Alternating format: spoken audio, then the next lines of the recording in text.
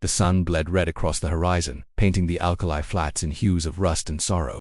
Dust hung in the air, a gritty veil that stung Mariam's eyes as she stumbled forward, her bare feet cracking against the parched earth. Her lips chapped and split, tasted of salt and iron. The rope burns on her wrists throbbed raw from where they had bound her to the wagon's axle 2 nights before. She was 16, though she felt older than the desert itself, each step a defiance against the weight of abandonment. The wind carried no mercy, only the faint howl of coyotes, mocking her solitude in this endless stretch of Nevada nothing. Her dress, once pale blue, now clung to her frame, tattered and stained with sweat and blood. The men who had taken her, traders with eyes like vultures, had left her here after their deal soured. They had tried to barter her to a band of Paiute for 2 horses, but the tribe had refused, their leader spitting into the dust and calling her cursed. The traders, enraged, had cut her loose and ridden off, leaving her with nothing but the clothes on her back and a half-empty canteen. She had walked since dawn, her shadow stretching long and thin, a frail companion that offered no warmth. The flats shimmered with heat, distorting the distant mountains into wavering ghosts. Mariam's knees buckled, and she fell, palms scraping against sharp stones. Her breath rasped, each inhale a knife in her chest. She pressed her forehead to the ground, the earth's warmth both cruel and comforting. Memories flickered her, mother's hands braiding her hair, the scent of sagebrush after rain, her father's laughter before the fever took him. Those days were gone, stolen by time and betrayal. Her uncle had sold her to the traders for a sack of silver, his eyes averted as he muttered about debts. She had screamed until her voice broke, but no one had come. She lifted her head, squinting against the glare. A shape moved in the distance, a dark smudge against the dying light. Her heart stuttered hope or fear. She could not tell. She forced herself to her feet, swaying, and clutched the canteen to her chest. The shape grew clearer, a man on horseback. His silhouette broad and unyielding, he rode slowly, as if the desert itself had taught him patience. Mariam stood still, her body tense, ready to run though she knew her legs would fail her. The man stopped 10 paces away, his horse snorting. Softly, he was older, perhaps 40, with a face carved by sun and wind, his eyes shadowed beneath a wide-brimmed hat. A rifle rested across his saddle, but his hands were loose, non-threatening. He studied her, not with pity, but with a quiet curiosity, as if she were a creature he had never seen before. The silence stretched, heavy as the heat. "You are hurt," he said finally, his voice low, like gravel shifting underfoot. Mariam flinched, her fingers tightening on the canteen. She did not answer. Trust was a luxury she could no longer afford. He dismounted, moving with deliberate care, and knelt a few feet away, setting a water skin on the ground between them. "Drink," he said. "It is clean." She stared at the water skin, her throat burning with thirst. Her body screamed to take it, but her mind held back, wary of kindness that might carry a price. The man waited, unmoving, his eyes fixed on the horizon as if giving her space to decide. The wind stirred again, lifting dust that swirled around them like ghosts. Mariam took a step forward, then another, her gaze never leaving his face. She snatched the water skin and retreated, drinking in small, desperate sips. The water was cool, tasting of leather and life. "I am Elias," he said, still not looking at her. "I have a ranch, 2 days west. You can come with me or stay here. The choice is yours." His words were plain, stripped of persuasion, yet they carried a weight that made her pause. She lowered the water skin, wiping her mouth with the back of her, and the desert stretched endless around them, indifferent to her decision. Stay, and she would die. Go, and she risked another betrayal. Her chest ached with the weight of it. She nodded, a small, reluctant gesture, and Elias stood, offering no smile, only a slight dip of his head. He mounted his horse and extended a hand. Mariam hesitated, then took it, her fingers trembling against his calloused palm. As they rode west, the sun sank fully, leaving the sky bruised purple, the first stars pricking through like promises she dared not believe. Asterisk, asterisk, the horse's hooves thudded softly against the earth, a steady rhythm that lulled Mariam's exhausted body but did nothing to quiet her mind. She sat behind Elias, her arms loose around his waist, the leather of his coat warm against her cheek.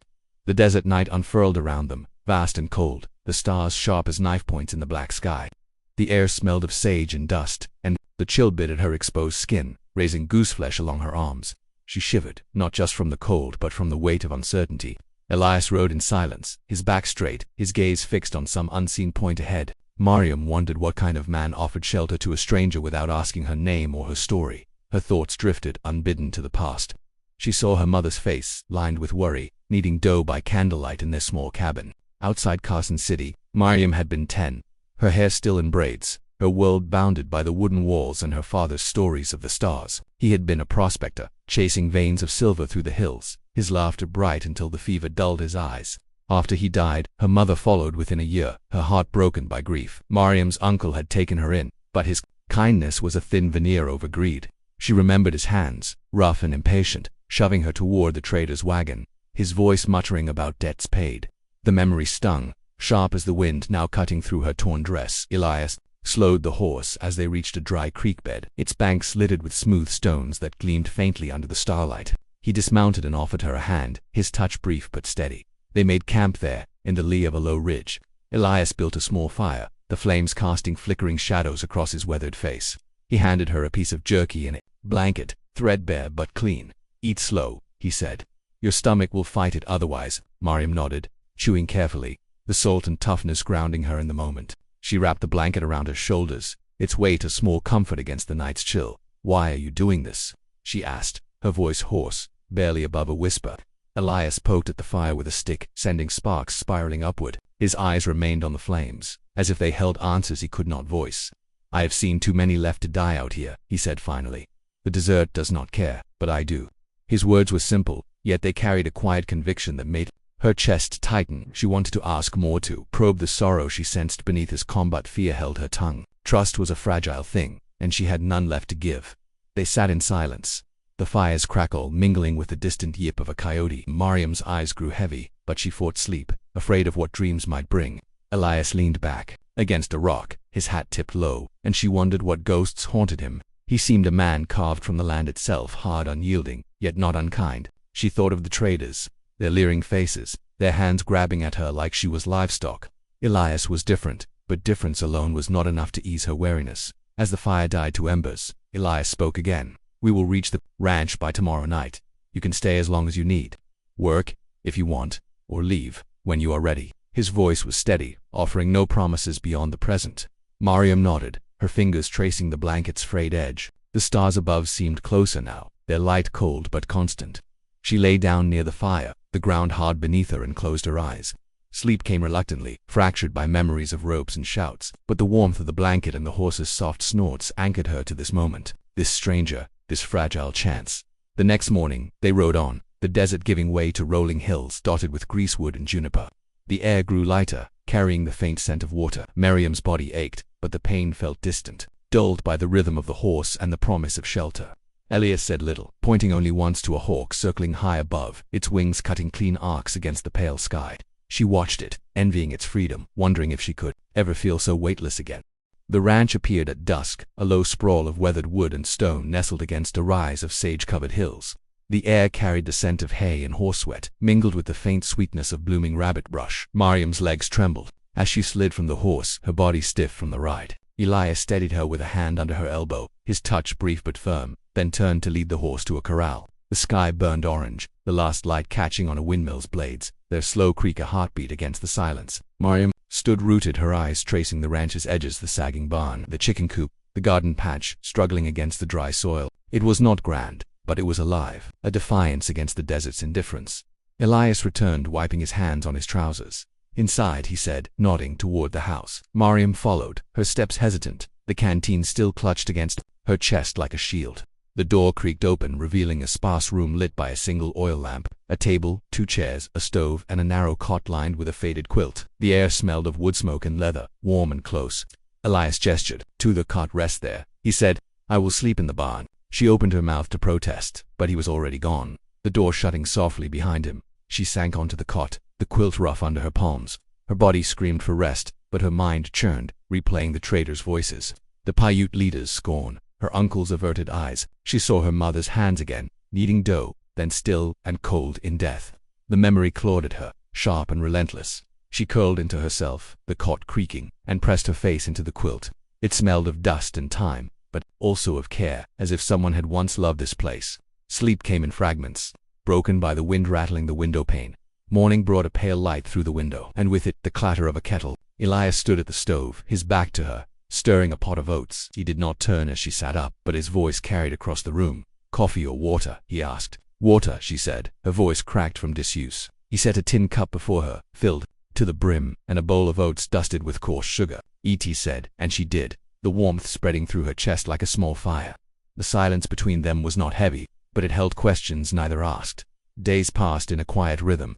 Elias showed her the chores, feeding the chickens, weeding the garden, hauling water from the creek. Her hands blistered, then calloused. each task a tether to this new place. She watched Elias closely, searching for cracks in his kindness, but found none. He spoke little, his words measured, yet his actions were steady, mending a fence, shoeing a horse, offering her a second helping at supper.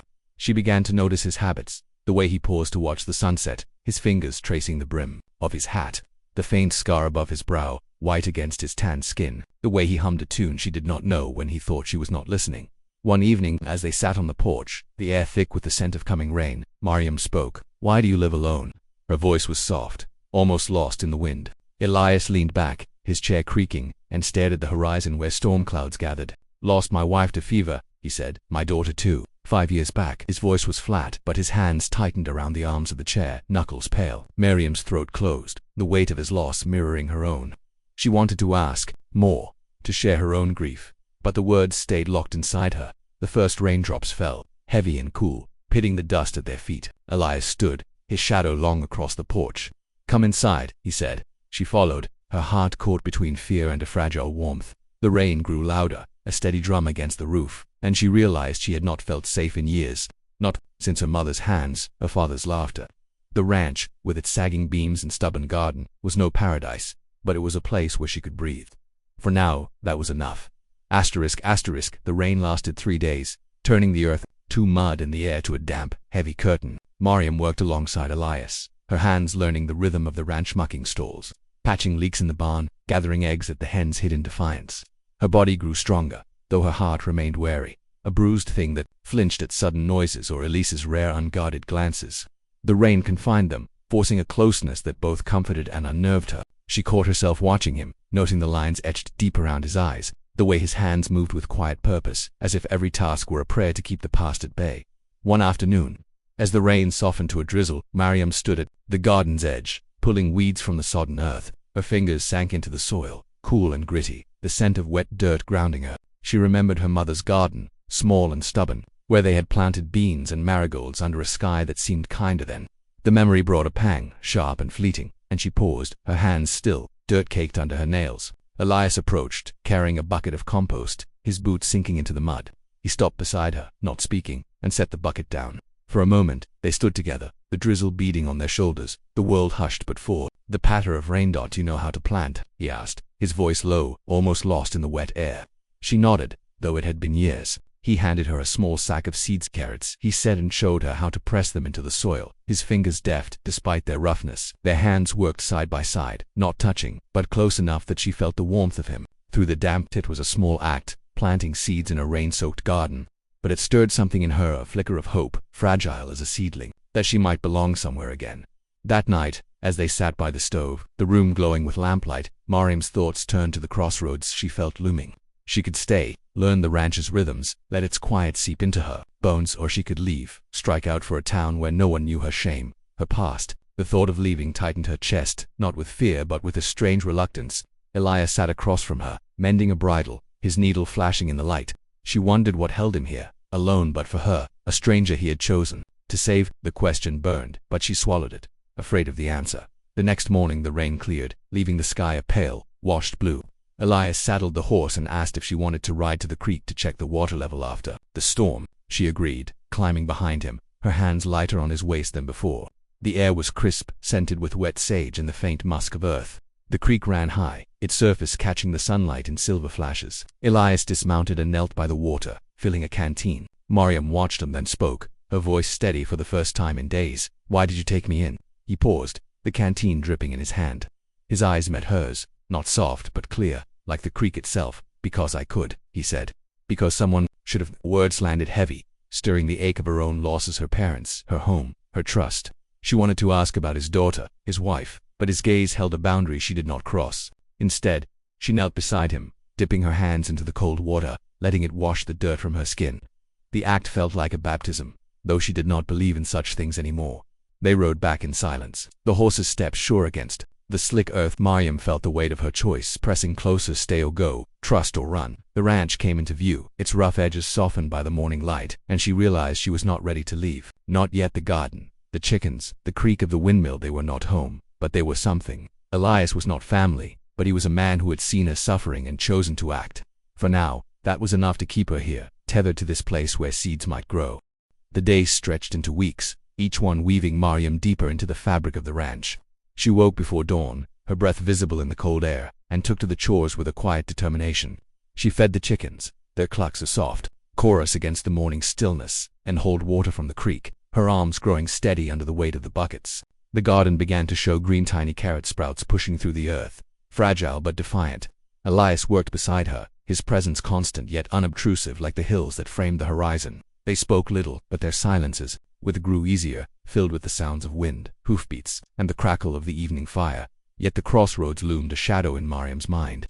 She felt it in the moments when her hand stilled while kneading dough for flatbread or brushing. The mare's coat, her thoughts turning to what lay beyond the ranch, towns like Carson City or Virginia City, places where she could vanish into a crowd, start anew. But the idea of leaving stirred a hollow ache, not just for the ranch's shelter but for the man who had given it to her.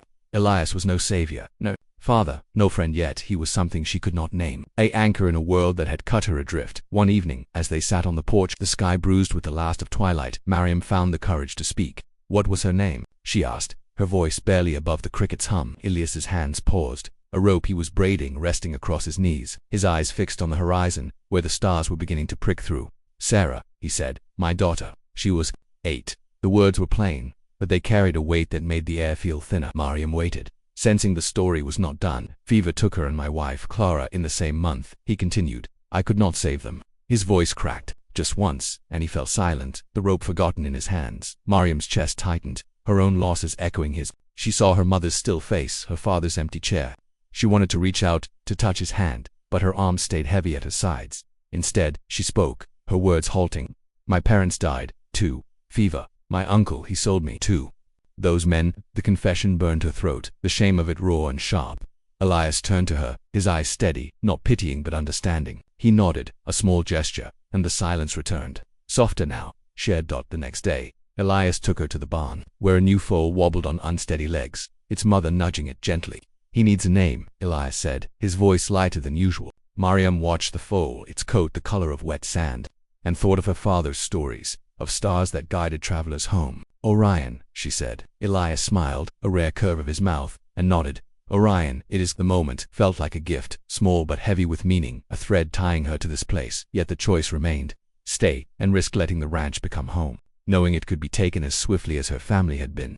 Go, and face the world alone, carrying her scars into an uncertain future. She stood at the corral that evening, watching Orion stumble after his mother, the sky above vast and indifferent. Elias joined her, leaning against the fence, his shoulder close but not touching. You are stronger than you know, he said, his voice low, like the wind over the hills. You can choose your own path now. Mariam's throat closed, the weight of his words settling deep. She thought of the traders, the desert, the ropes that had bound her. She thought of the garden, the foal, the man beside her who had asked nothing in return.